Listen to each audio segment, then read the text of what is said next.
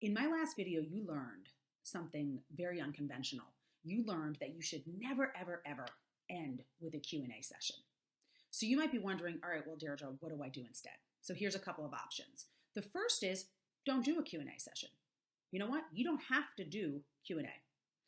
If you decide you do want to do Q&A, though, here's a couple of options.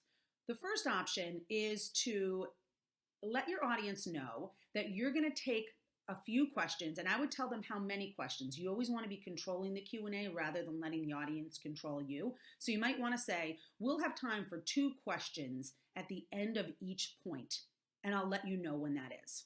Or we'll have time for 5 questions at the end of each point, and I'll let you know when that time comes.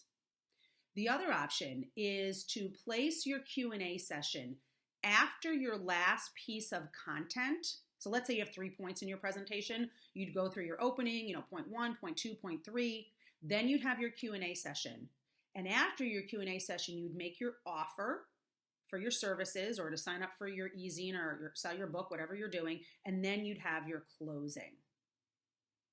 Don't put your Q&A session after your offer and before your closing, okay? And the reason for that is you want to make sure that your offer is one of the last things they hear from you so that they're excited and motivated and they remember to take action.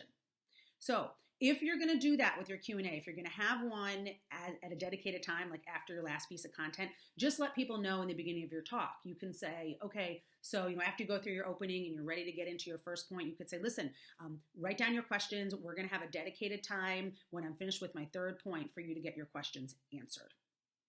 So love to know what you think about that. Love to know when you try it. So post your comments below. If you like this video and you like this tip, share it with your friends. And if you want more, go to crazygoodtalks.com. Be blessed and make it a crazy good day.